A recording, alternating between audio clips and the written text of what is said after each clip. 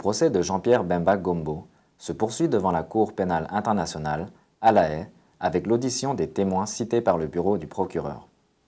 Le 8e témoin de l'accusation, désigné par le pseudonyme 82, a fait sa déposition devant la Cour lors de la semaine du 31 janvier 2011.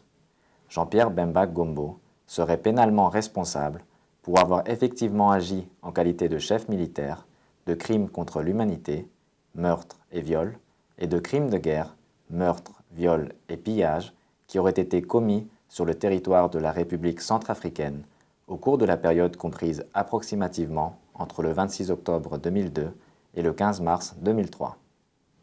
Son procès s'est ouvert le 22 novembre 2010 devant la Chambre de première instance 3 de la CPI. Madame le témoin 82 a fait l'objet de mesures de protection, telles que l'usage d'un pseudonyme, l'altération de sa voix et la distorsion de son image. Plusieurs parties de son témoignage se sont en outre déroulées en audience à huis clos partiel, de manière à éviter tout élément susceptible de l'identifier en audience publique. Interrogé par le bureau du procureur au sujet des événements survenus en République centrafricaine à la fin 2002, le témoin 82 a affirmé avoir observé des Banyamulenge s'installer dans son quartier, au PK12, et commettre des exactions contre la population. Elle a notamment déclaré qu'alors qu'elle était âgée de 12 ans à l'époque des faits, des Banyamulenge l'auraient violée elle-même ainsi que d'autres membres de sa famille. Elle a ajouté que des Banyamulenge avaient également commis des actes de pillage dans le quartier. Le témoin a répondu aux questions de maître Thomas Bifwoli, substitut du procureur. Pouvez-vous expliquer précisément à la Cour ce qui vous est arrivé lorsque vous aviez 12 ans? Ce qui s'est passé, c'est que j'ai subi des exactions de la part des Banyamulenge. À ce moment-là, j'étais encore vierge et je suis venu devant la cour pour en parler. What exactly? Et précisément, que vous ont-ils fait? C'était 3 sur moi. Ils m'ont courbé et m'ont violé. C'est par la suite, j'ai eu beaucoup de difficultés. How many of them? Combien d'entre eux vous ont violé? Ils étaient 2. Thank you, Madam Witness. And Merci, Madame le témoin. Et comment vous ont-ils violé? Lorsqu'ils sont arrivés, l'un s'est saisi de moi, l'autre a engagé la balle dans son arme et ils m'ont fait courber pour me dépuceler. Ils portaient des bâtons et quand ils me brutalisaient, ils m'avaient dans un premier temps frappé au niveau de mes jambes et j'avais une blessure au niveau de mon genou. Et c'était qu'après qu'ils sont venus me violer. apart from you, À part vous, y a-t-il d'autres membres de votre famille qui ont été violés? Mes sœurs aînées, ma grand-mère aussi.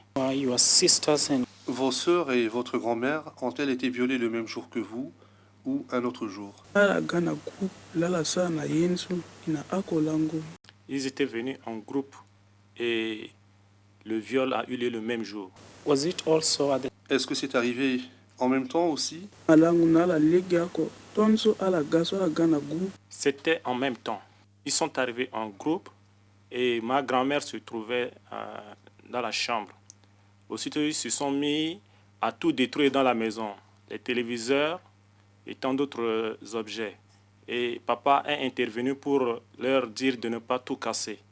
Et aussitôt après, ils ont pointé, ils ont braqué leurs armes contre lui et ils ont commencé à ramasser les effets, à les faire sortir de la maison. À l'issue de l'interrogatoire de l'accusation, maître Asingambi Zarambo et maître Marie-Édith Douzima Lawson, représentants légaux des victimes, ont tour à tour posé des questions aux témoins. La CPI est la première juridiction de l'histoire de la justice pénale internationale à donner la possibilité aux victimes de participer aux procédures en présentant leurs observations et leurs arguments à la Cour par le biais d'un représentant légal. Quelles sont les répercussions auxquelles rôle a joué ce viol dans votre vie? Et puis, selon vous, quelle influence ce viol peut avoir sur votre avenir? Les sévices que j'ai subis m'empêchent de passer devant des filles. Tout le monde se moque de moi. Bien que j'ai un bébé, bien que je porte un bébé, mais tout le monde continue à se moquer de moi. Vous avez dit que, ligne 12 à 14, vous avez dit que lorsque ils sont arrivés dans votre maison, je vais parler des Banyamulenge, ils ont détruit vos biens. Vous avez cité des téléviseurs, des réfrigérateurs.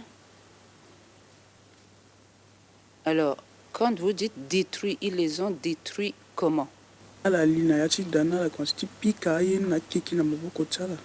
Ils ont commencé à fracasser ces effets avec des bâtons. Un d'entre eux a pris le poste téléviseur et l'a jeté au sol. Ils ont même pris des haches dans la maison afin de fendre le réfrigérateur. Est-ce que après tout ce qui vous est arrivé, vous avez adressé une plainte? Nous n'avions pas eu l'occasion d'aller nous plaindre. Ce fut ensuite au tour de l'équipe de défense de M. Bemba Gombo, représentée par maître Aimé Kilolo Moussamba, de mener son contre-interrogatoire du témoin 82. Est-ce que vous avez été examiné par un médecin après les viols? Non, je n'ai pas été examiné par un médecin. Pourquoi n'êtes-vous pas allé voir Médecins sans frontières? C'est vous qui avez envoyé ces gens-là pour nous consulter là-bas ce jour-là. Vu tout ce qui m'est arrivé, j'étais mal à l'aise, je ne pouvais pas me déplacer. Qu'est-ce que je devais aller chercher jusqu'au niveau de l'hôpital? Je ne me sentais pas dans ma peau. Pourtant, madame, ce n'est pas ce que vous dites dans votre demande de participation de victimes. Je fais référence au document car A-flash 2413 flash 10 du 7 septembre 2010. C'est la page 11 du formulaire de demande de participation. On vous pose la question: avez-vous été examiné par un médecin après les événements en question? Votre réponse: oui.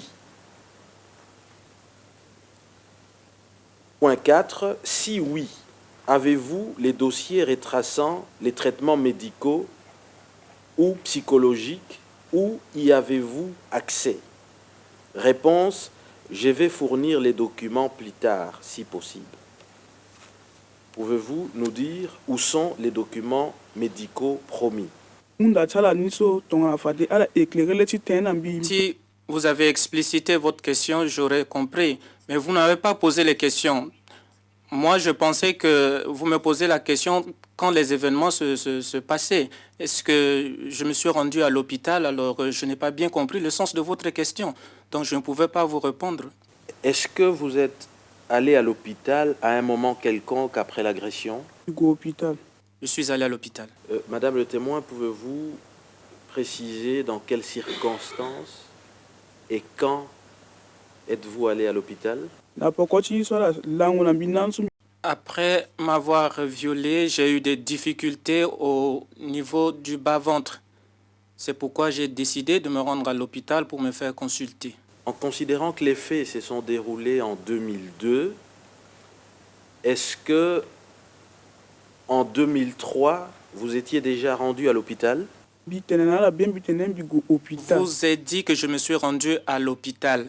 Donc, je ne peux rien dire d'autre. Je vous ai toujours dit que je me suis rendu à l'hôpital, mais vous insistez. Que voulez-vous que je vous dise? Question qui vous est posée. Madame le témoin, à part vous et vos sœurs, les Banyamulenge ont-ils violé quelqu'un d'autre dans votre quartier? Votre réponse: oui, beaucoup de personnes. Ma question, en avez-vous été témoin? Les exactions que subissaient les gens, les victimes en parlaient. Mais si c'est vous, si vous êtes poignardé et que vous en parlez aux autres, mais les autres ne peuvent qu'en tenir compte. Faut-il retenir que vous n'en avez pas été témoin? Je n'ai pas regardé tout cela, mais les victimes sont des gens que je connais et elles en parlaient. C'est pour cela que moi aussi j'en parle aujourd'hui. L'audition du 9e témoin cité par l'accusation, témoin 80, a débuté en fin de semaine et reprendra le mardi 8 février 2011.